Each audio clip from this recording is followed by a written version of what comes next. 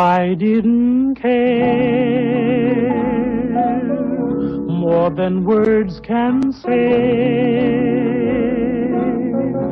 if I didn't care,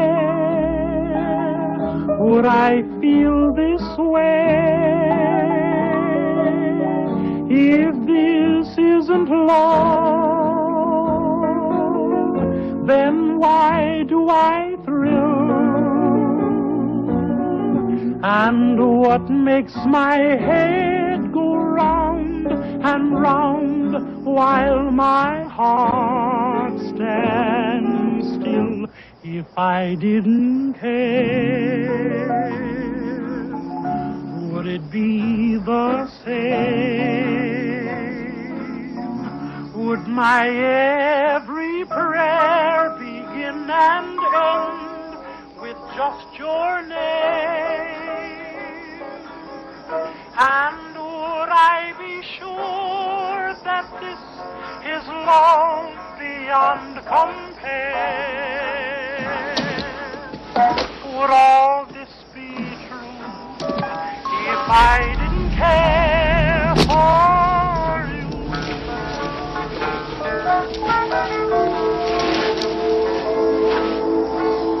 If I didn't care, honey child, more than words can say. If I didn't care, would I... mister aunty, உங்க மனைவி கொலை செய்யப்பட்ட அன்னைக்கு ராத்திரி நீங்க அவங்க கிட்ட என்ன பேசிக்கிட்டு இருந்தீங்கன்னு சொல்ல முடியுமா? பெருசா ஒன்னும் பேசல. உங்க கூட வாழ்ந்த வாழ்க்கை போதும், இதுக்கு மேல உங்க கூட வாழ முடியாது, அதனால எனக்கு டிவோர்ஸ் கொடுத்துருங்கன்னு அவ சொன்னா. அதுக்கு நீங்க என்ன சொன்னீங்க? எனக்கு இஷ்டம் இல்லைன்னு சொன்னேன். விவாகரத்து கேட்டா உன்னை கொன்னுடுவேன்னு நீங்க மிரட்டி இருக்கீங்க. அதை கேட்ட பக்கத்து வீட்டுக்காரங்க சாட்சி சொல்லியிருக்காங்க. சொல்லியிருக்கலாம், நான் கோவத்துல இருந்த எனக்கு சரியா ஞாபகம் இல்ல. அதுக்கப்புறம் உங்க மனைவி என்ன செஞ்சாங்க?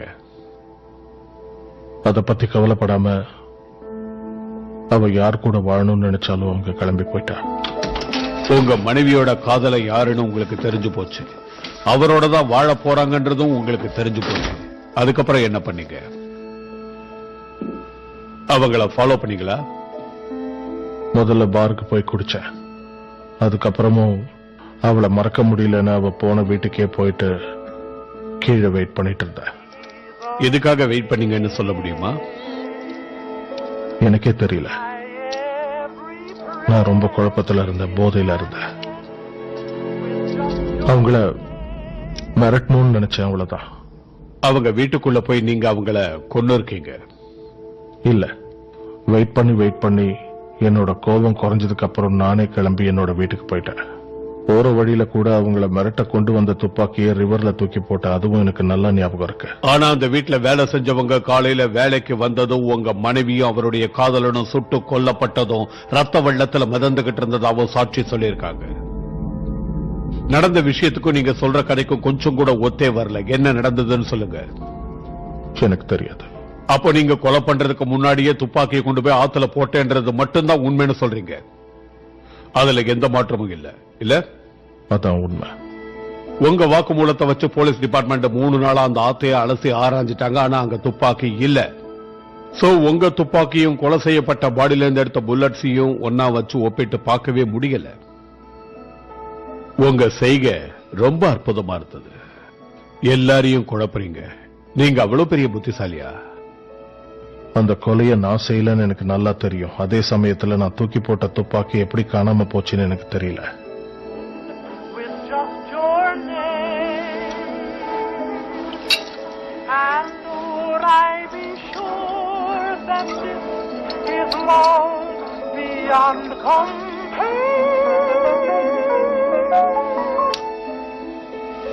யுவர் கிடைச்ச தகவல்கள், ஆதாரங்கள் எல்லாமே உங்களுக்கும் தெரியும். கொலை நடந்த இடத்துல இவர் இருந்திருக்காரு. இவருடைய காலடி தடம் இருக்கு, புல்லட்ஸ் எல்லாம் சதறி இருந்திருக்கு, கார் டயரோட தடமும் அங்க இருந்திருக்கு. இது எல்லாத்துக்கும் மேல அங்க சில இடங்கள்ல இவருடைய பிங்கர் பிரிண்ட்ஸ் இருந்திருக்கு. அழகான ஒரு பொண்ணையும் அவங்களுடைய காதலனையும் அநியாயமா இவர் அவங்க படுக்க அறையிலேயே சுட்டுக் கொண்டு இருக்காரு. ஆனா இவர் பண்ணலன்னு அடம் பிடிக்கிறாரு. இதுல ஒத்துக்க வேண்டிய விஷயம் என்னன்னா ரொம்ப புத்திசாலித்தனமா இவர் கொலை பண்ணியிருக்காரு. ஆனா அவர் எப்படி அந்த கொலையை பண்ணாரு? இத உதாரணமா வச்சுப்போம். இந்த ரிவால்வர்ல 6 புல்லட்ஸ் மட்டும்தான் போட முடியும், 8 முடியாது. அவசரப்பட்டு வெறியோட கொடூரமா செய்யப்பட்ட கொலை இதுன்னு நான் சொல்ல மாட்டேன், ஏன்னா இது அதுக்கும் மேல. என்னது? பழி வாங்கணுங்கிற ஒரே எண்ணத்துல செய்யப்பட்ட வெறித்தனமான தாக்குதல். Cold-blooded nature. Consider this: 4 bullets per victim. Not 6 shots fired, but 8. That means that he fired the gun empty and then stopped to reload so that he could shoot each of them again. An extra bullet per lover. Right in the head.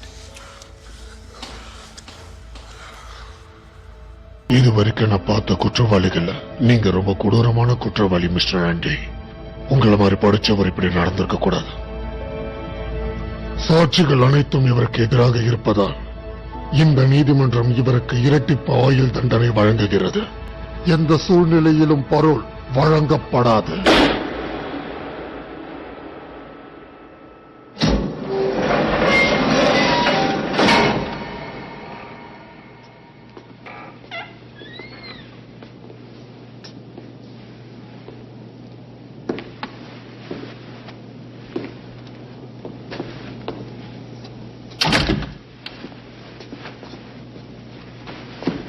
உட்காருங்க.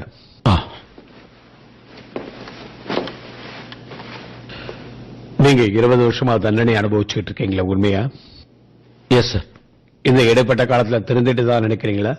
Yes sir, உண்மையை தெரிந்துட்டேன். நல்ல பாடம் கத்துக்கிட்டேன்.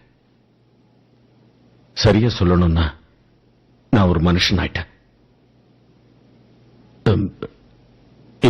இனிமே என்னால எந்த காலத்திலையும் யாருக்கும் எந்த கெடுதலும் வராது.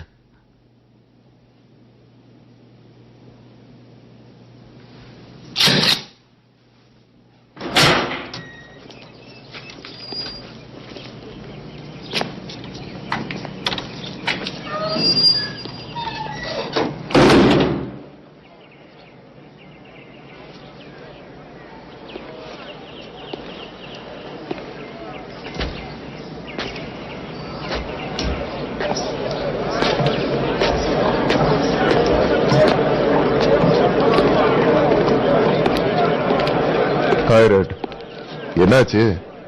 வழக்கம் போலதான் பரவாயில்ல, ரிஜெக்ட் பண்ணிட்டாங்க. வருத்தமா இருக்கா? அதான் பழகி போச்சு. என் தலைவிதி. என் பரவாயில்ல கூட போன வாரம் ரிஜெக்ட் பண்ணிட்டாங்க. எனக்கும் தான். அரேட்ட ஒரு பால் சிகரெட் கூட தேவையில்லாம எனக்கு கடுப்பேத்தாத, அப்படியே ஓடி போயிடு. ஏற்கனவே 5 பாக்கெட் எனக்கு காசு தரணும். 4 தானே? 5. எல்லா ஜெயிலையும் என்ன மாதிரி ஒருத்தர் இருப்பான். கைதிகளுக்கு தேவையான சிகரெட்டு, தண்ணி, போதைப் பொருள் எல்லாத்தையும் என்ன மாதிரி ஆளுங்களால் தான் கொண்டு வர முடியும். நாங்க மட்டும் இதெல்லாம் உள்ள கொண்டு வரல, இங்க இருக்கிறவனுங்க கைதியா இருக்க மாட்டானுங்க. பல பேர் பைத்தியம் முடிச்சு திரிவானுங்க. இந்த ஜெயிலை பொறுத்த வரைக்கும் நான் தான் ராஜா. நான் ஜெயிலுக்கு வந்து 20 வருஷம் கழிச்சு, அதாவது 1947 தான் நான் ஆண்டியை சந்திச்சேன்.